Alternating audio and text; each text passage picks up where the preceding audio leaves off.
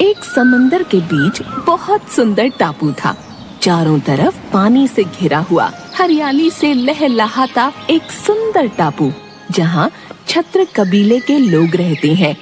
उसी कबीले में एक लड़की मिली अपने बाबा के साथ खुशी खुशी रहती थी। मिली बहुत चंचल और समझदार लड़की थी।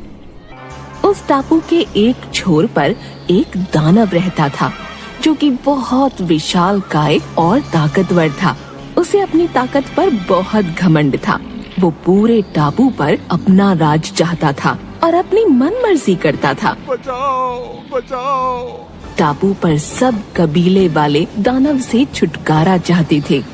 कबीले के लोग समुद्र से मछलियाँ पकड़कर अपना और अपने परिवार का गुजारा करते थे।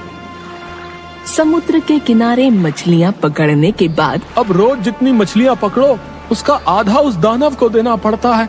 आखिर कब तक ऐसा चलेगा पता नहीं। अरे भाई जल्दी चलो, दानव को मछलियाँ दे आते हैं, नहीं तो वो आफत आ जाएगी। भोलू और उसका साथी दानव के पास जाते हैं। दानव सो रहा होता है और डरते हुए मछलियाँ रखकर निकलने लगते हैं। दानव भोलू को पीछे से गले से पकड़कर उठा लेता है। बाप रे, आज बचा लो मुझे, कोई बचाओ।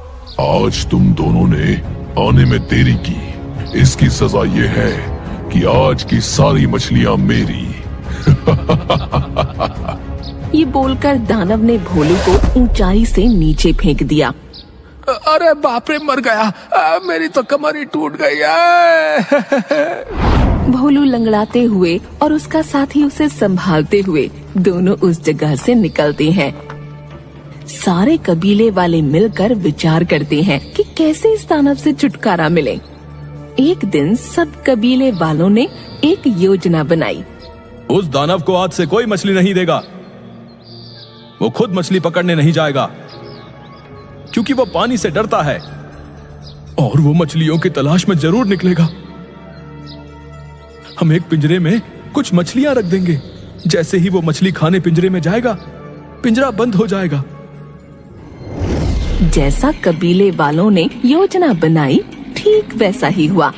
आखिरकार वो दानव पिंजरे में बंद हो गया। भोलू जंगल के रास्ते कहीं जा रहा था। अचानक दानव के पिंजरे के पास वह आ पहुंचा और दानव को देखकर झट से एक पेड़ के पीछे छिप गया। जान बची, अच्छा हुआ उसने मुझे नहीं देखा।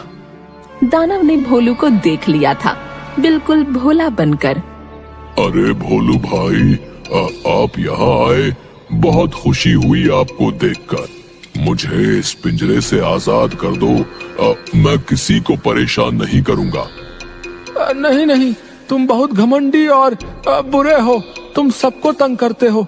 मैं तुम्हें नहीं खोल सकता। एक सप्ताह से भूखा हूँ, कुछ नहीं खाया। अब तो कुछ पलों का मेहमान हूँ। सोचा आजादी से पिंजरे के बाहर दो चैन की सांस ले लूं। बेचारा मरने वाला है, इसकी आखिरी इच्छा पूरी कर देता हूँ। अच्छा अच्छा, ठीक है भाई, खोलता हूँ। भोलू पिंजरे का लगा कुंडा खोल देता है और दानव बाहर आ जाता है। कितने बड़े बेवकूफ हो तुम भोलू। तुमने सोच भी कैसे लिया कि मैं तुम्हें जिंदा जाने दूंगा। एक सप्ताह से भूखा हूँ, तुम्हें खाकर अपनी भूख मिटाता हूँ। अरे ऐसा मत करो, मैंने तुम्हारी मदद की और तुम मुझे खाना चाहते हो। यह बुरी बात है। देखो, मुझे जाने दो। चुप करो मूर्ख, मेरा आज का भोजन तो तुम ही हो। तभी वहाँ पर अचानक से मिली आ जाती है। अरे भोलू भैया, क्या हुआ? इतना क्यों घबराए हो?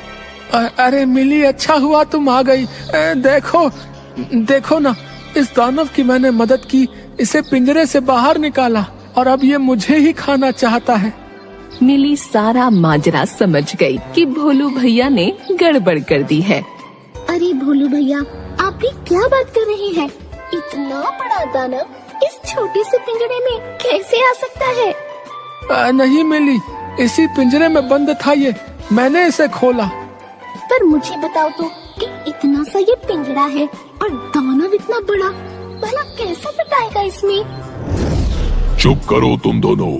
एक तो भूख से बेहाल हो रहा हूँ, ऊपर से तुम दोनों की बकबक में इसी पिंजरे में बंद था। इस मूर्ख ने ही मुझे आजाद किया। चलो अब मुझे इसे खाने दो। अरे दानव जी, आप भी भोलू भैया की तरह बेवकूफी की बातें कर रहे हो। भला पिंजरे में आप कैसे आ सकते हैं? देखो मूर्खों, ऐसे बंद था मैं, ऐसे। इतने में मिली झट से पिंजरे का कुंडा लगा देती है। अब ये क्या किया तुमने? खोलो मुझे, बाहर निकालो मुझे। अब तुम बंद रहो इसी पिंजरे में। मिली और भोलू दोनों खुशी खुशी वहाँ से चले गए।